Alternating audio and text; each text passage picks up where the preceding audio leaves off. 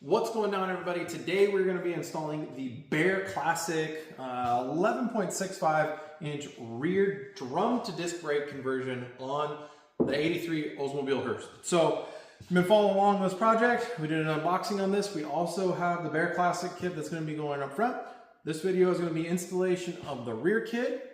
I already have the rear end stripped out because we pulled it out, cleaned everything up. Drum brakes are removed. So we have half the work already done. We're just going to be slapping new parts on.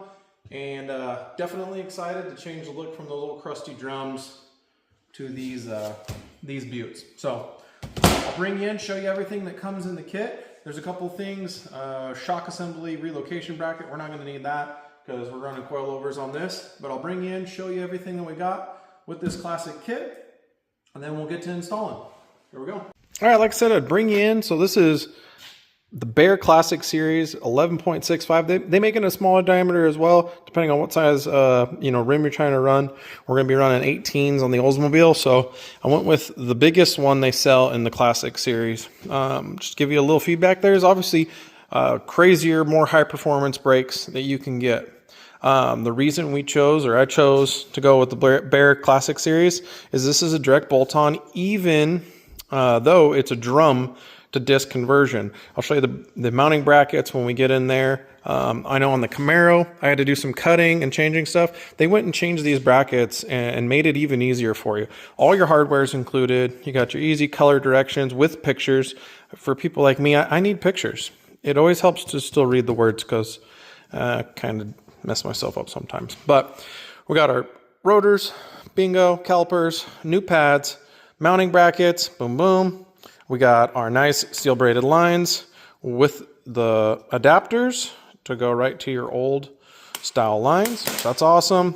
New banjo bolts, crush washers, the whole kit and caboodle. And like I said, I believe these are the shock relocation brackets. So that way your disc brakes will clear. But we are running coilovers on this one, which offsets it. So we should be good. But if I run into an issue, you'll be the first to find out. So let's start putting stuff on.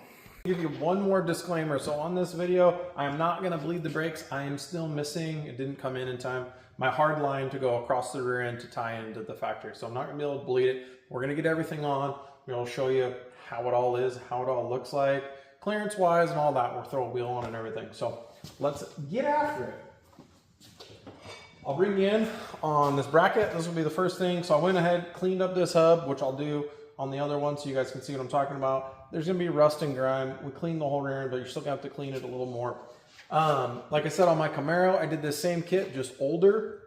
And you actually have to drill these holes out. You put this on, there's 2 more holes. You end up to drill holes up there. You cut all this off. They've made it really, really easy because you don't have to worry about lining anything up because you use the factory 2 bolt holes, boom, boom, and then you use the upper hole up here. Comes with all your hardware, your shim spacers.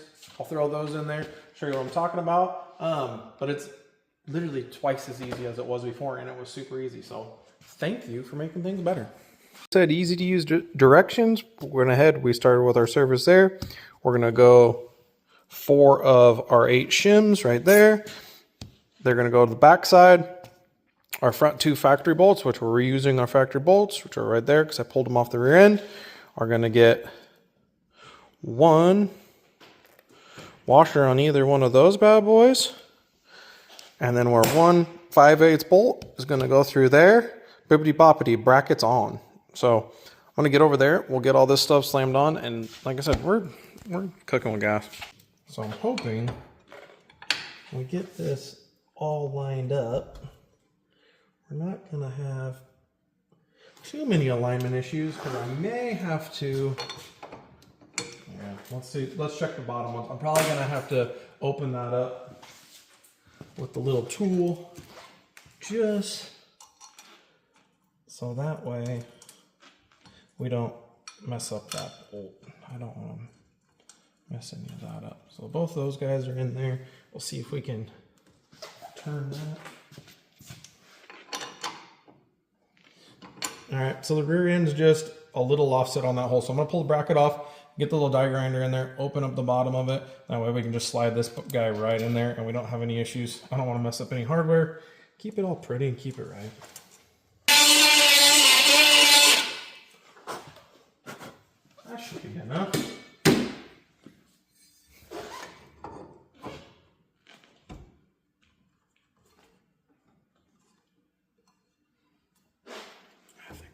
work. All right, let's grab that hardware.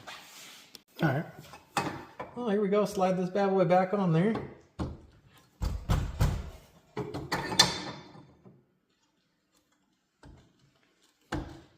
Okay. Make sure my bolt. Okay, sweet.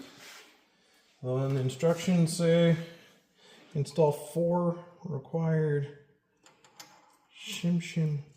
Oh man! Spill 4 shims on the floor. Pick up the 4 shims you spilled on the floor.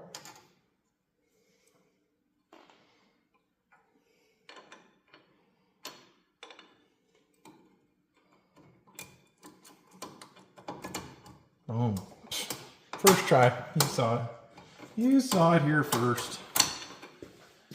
Okay, so that guy goes on there. I believe that's, let me double check.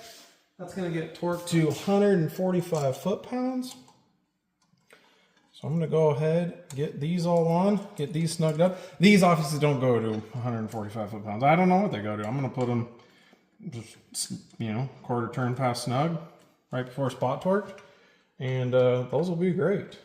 Come on. There we go. There we go. Like I said, I don't want to not ruining any hardware. That's my goal. Be patient. All right, so much easier. So all I did was just opened up those just a little bit. I ended up opening up the top of this one too, because like I said, I took the bottom down. It went on like a dream. And then those washers, I was smart this time. I just stuck my finger in the backside, held the shims, and then stuck the bolt through. And it's like I knew what I was doing, and you didn't even get to see it.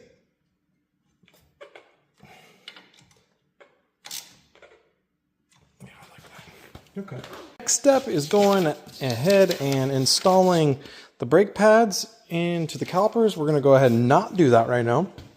And we're going to go ahead and install the other bracket and the spacers. So it says that we got 12 millimeter hex head bolts, 1230. I'm going to go ahead and say it's those guys right there with the washer. So bippity boppity. And then we need our spacers, which I know are spacers. I'm assuming these are shims as well. We're going to have to space this for drag of the caliper on the rotor once we get that on there. But it looks like we have 4 of these thicker ones. They're not black like the picture, but I'm assuming those are our spacers. So we'll go ahead and get that on there. And that's going to get torqued to 85 foot-pounds. And then we'll be one step closer. Then we'll go pads, and then we'll go ahead and get the axle in. Also, I figure I'd bring you over and show you this. Got one more treat we're going to put on today. A little jewelry. I figured this would go ahead and clean up the rear end of this nicely. Figured with all that beautiful QA1 stuff back there, everything, I figured that's just gonna, you know, tie it in nice. So we'll go ahead, pop that cover off, get the axle in, go ahead and put that on, and we'll get that all on there. All right, well, we'll go ahead and make sure we got that spacer. I'm hoping that's the spacer. If not, we're gonna be taking this apart again. Flat washer there, nice Teflon nut. Backside, and then the same setup on the bottom. This bracket does face out. It only goes on one way. You can't. The other kind of nice thing is, I know it depends on if you have flip-flop shocks, like when I converted the Camaro, one caliper's one way, one's the other way. This is both in the back. We're gonna have plenty of room. Everything's super uniform. It just goes on the same way. These brackets are the same. You can't put them on wrong. They line up with the factory holes and slide over. It's about as easy as you can get. So if this is something that you're thinking about doing, definitely doable in the driveway. We have it on the lifts right here at eye level, and it's super easy. Granted, it is nice that we went through and cleaned the rear end. That's one suggestion that I'll always make. Yeah, you can do it on a weekend. You can pull it out and have all your crusty stuff. If you're gonna do something like this and you have the ability just to pull the rear end out, pull it out, clean it up. You're never gonna regret it, and just get it back on there. Because you know, when I did the Camaro, every single one of these broke off. All right, so like I said, if you were doing this, obviously you would already have your diff cover off because you had to pull your axles out because you're doing this from the beginning. But we're rebuilding this thing, so nice, it was already out. which is very nice. Speeds up on the installation process, so that's for dang sure. So I'm gonna go ahead and pull these 4 bolts out, and we'll get the cover off. I'll get the tape pulled off, the axle put in. One thing it does, I'll bring you in on the directions and show you. This is one thing I did struggle with my Camaro, because I didn't know. I didn't have the directions. I got my brakes brand new used. They were on a car for like mock-up. Car never drove. You need to clean, which I'll show you, the face of your axles. If there's any junk on there, they'll sit on those rotors, and I had my brakes dragging and I couldn't figure out what it was. Well, what it was grime and buildup on that cast on my axles, and they weren't even that dirty, but it was throwing it off. And I sat there and reshimmed them and fought with it and and come to find out that's all it was. So I'll show you what I'm talking about when I get there, but let's go ahead and get this axle stabbed. So I already popped it loose. You're gonna have to pull this bolt out of the pin that holds in whatever you got. So we just pulled this out, and like I said, we got a posi installed, so we got a posi in there. If you got an open diff, you know, you'll have your planetary gears in. So you're gonna pull this bolt, then you're gonna pop that pin out, you'll be able to pull the guts out. That'll allow you to get your axle shafts out, and or the first process, putting it back in. So I'm gonna go ahead and sit here for 25 minutes and get this bolt out. And then once I get it out, I'll pull it all out, stick it on the bench, and we'll get that half shaft slid in there. All right, got the pin out, so let's go ahead, slide this bad boy in. Fresh new rear end.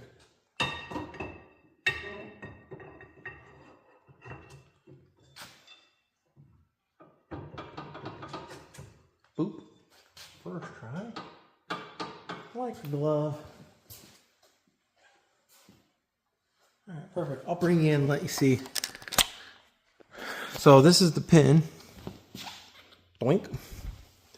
And that goes right there. You got your little retainer bolt that holds that in. And now there's the end of the axle shaft. So when we go to put all this back together, C-clip goes in, axle shaft goes out, that one goes in, C-clip goes in, retainer bolt goes in, red Loctite.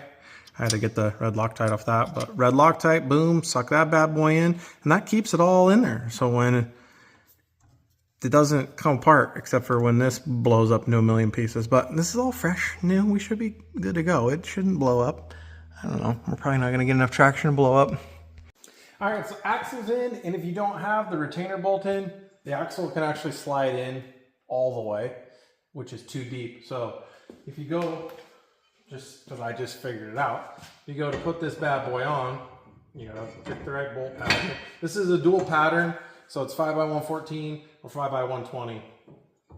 If you go to stick this on and you don't have that retainer pin in, just kind of hold everything there, the axle shaft pushes in too much and the rotor hits this bolt.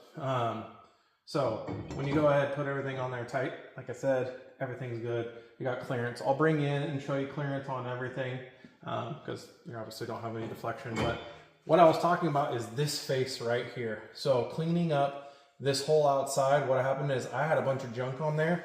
So when you go ahead and you go to put this bad boy on, it was holding it off just a little bit. So when I'd come around on one side, it'd go, and I could see it hit, and I was like, maybe the rotor's warped. I was like, they're brand new. Did a little research, and it was me just being a bonehead. So just make sure you got this snout cleaned up. Make sure there's no junk on the back of this. Obviously, these bad boys are brand new, but just make sure there's no junk in there, and that'll seat on there and be all the way.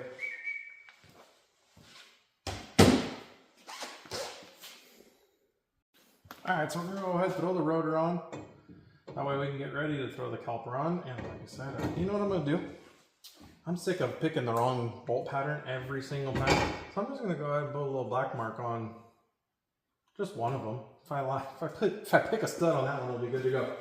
They got a fancy little thing that goes on here, basically like a spacer, to hold this on. I'm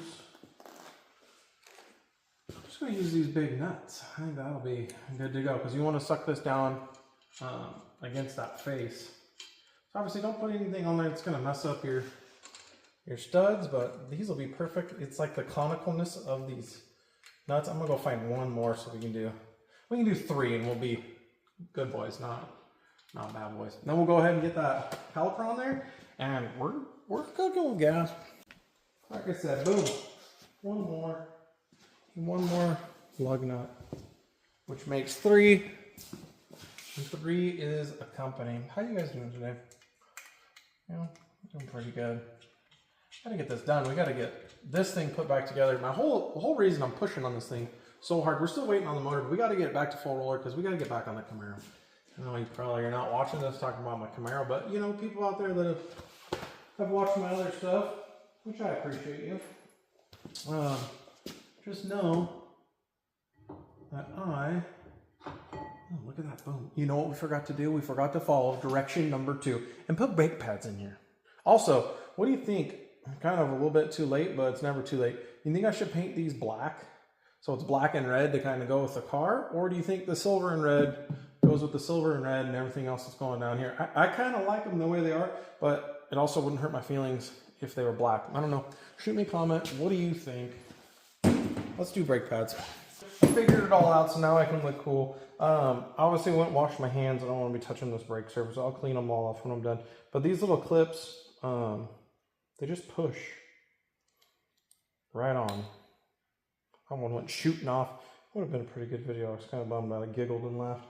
And then you got these guys, and these were a little trickier, but nothing crazy. So this goes in from the bottom.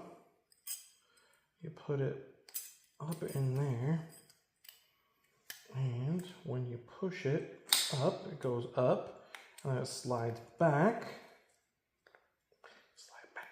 Don't make me a liar. And then you try not to rip your fingernail off. That goes back. You probably can't see this right now. The camera's probably not in a good spot. Come on back. There we go. And then it goes up and over, just like that. Boop, boop. So that one's there. Went ahead and built out the brake pads we need. Put that shiny bit on there. So we'll go ahead, put the pads in. It should be easy as make sure there's no junk in there. I always try to inspect it, make sure there's not anything in there that's going to be fighting me or messing with me. And then we'll get these bad boys in there, and then we'll go ahead and put it in the car. Because this one kicked my buns a little bit.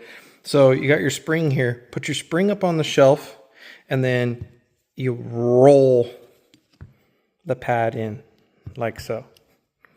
It's that easy. You should have seen me messing with this for 10.5 minutes. I'm just joking. It only took me 5. Don't judge me. I'm not professional. So both pads are in. We're going to go ahead, get it up there. We're in business. Then we can throw some shims in it, check clearance, and yeah, I'm excited. Then I can put the wheel on and make sure the wheel fits, because we got new wheels for this thing, and I haven't checked them. I'm hoping backspacing is going to work good, so you can check with me. All right, so I got my shims over here just so they're within arm's reach, and you know, you see shim, it seems like a fancy term, but it's just super skinny washers, and you just add as many as you need to make your spacing for your pads to be nice. And you know, you don't want pads knocking on this side or pad knocking on that side. You want to space it to where that rotor is just right there in the sweet spot of the caliper, and we're gonna get it there. Team win some. We're gonna win some, I promise. Let's see if I can get in here. Probably should just adjust the old lift so we can actually open this bad boy up. Come on. Wow, there we go.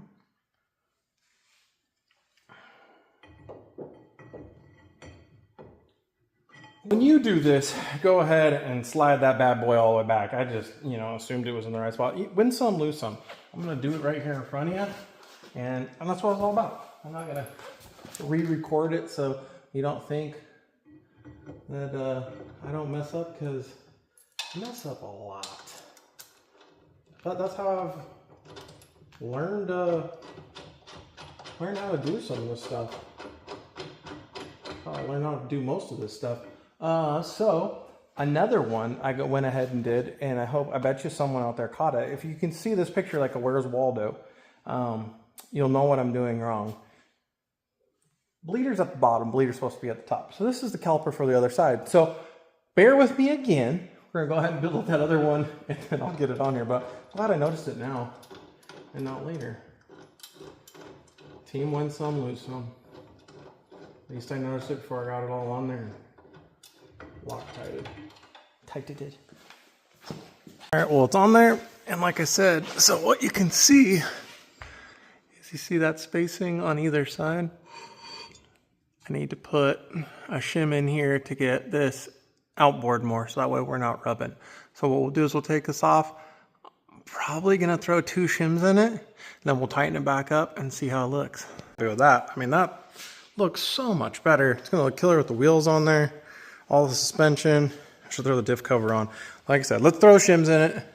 That way we can get the full look. I'll throw the diff cover on it before we do the other side, just so we bring it all in, get us excited about it. Like I said, make sure this is tightened down.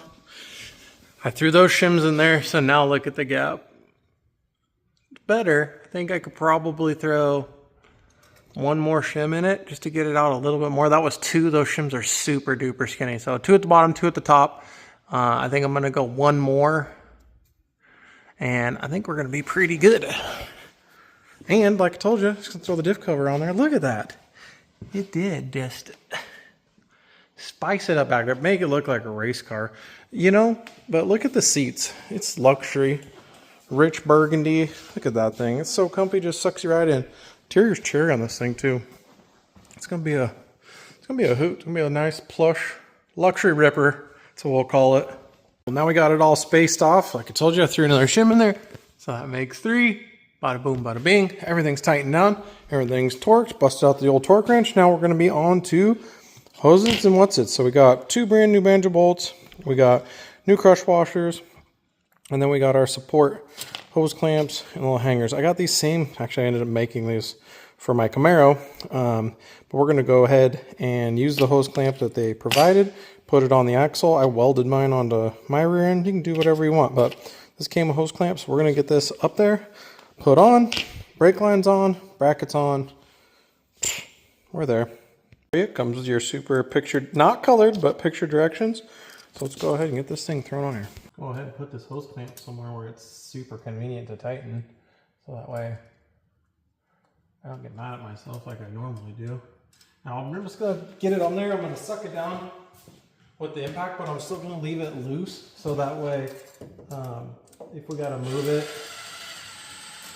a little bit when we get the brake line on there, we don't have to undo it.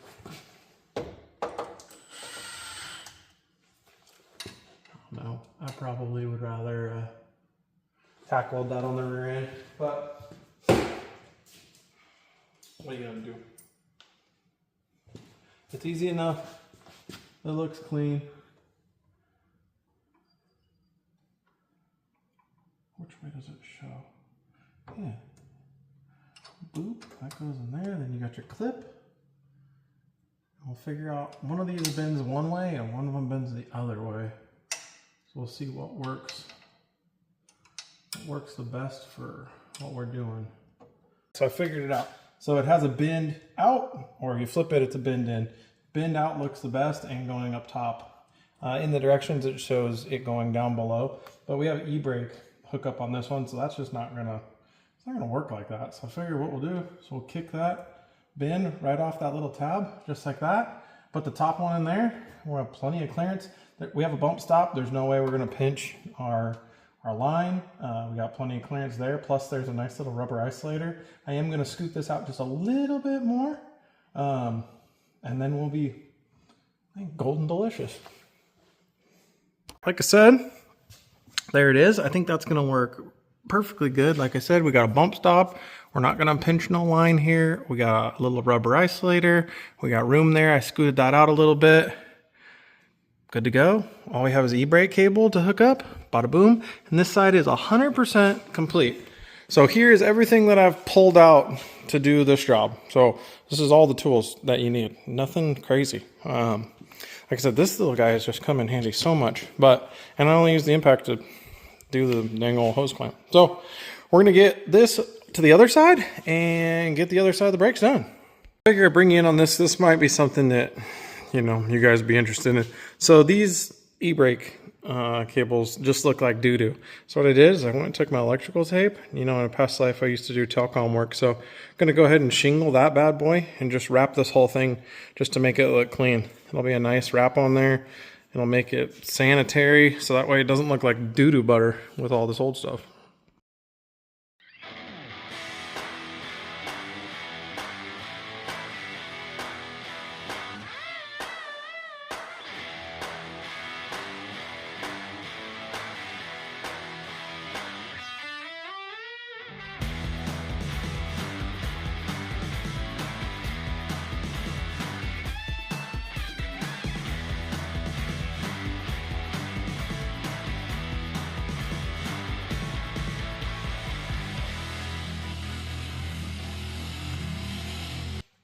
All right, well there it is. So the Baer Classic Series big brake kit on the G-body. It went on really good. You guys saw, didn't really have any hiccups, minus me not doing the directions appropriately. Everything's torqued on there. E-brake cable was a little bit fighting to get those on, but it still wasn't that bad. I just ended up loosening them and they went right in, go figure. Yeah, we're ready to bleed brakes and move on to the fronts. So stay tuned. I got some more videos coming your way. We're going to be doing front suspension, all the QA1 suspension, and then all the front brakes. So we got more videos coming. I hope you guys enjoyed this video. If you did, go ahead and hit the like. If you're not subscribed, go ahead and subscribe, because got a lot more of this and other cars and my buddy's cars. We just got more videos, good quality videos, just from a random dude in his garage. So if you stuck around this long, I appreciate it. And till next time. Oh, yeah, I was just sitting here thinking, how does the old bun cake pan make a car look cool? Well, the answer is, it doesn't. If you're trying to make bun cake, get yourself a bun cake pan. If you're trying to do some stopping, get you some real brakes. So today, we're gonna be installing some real brakes. Let's get into it.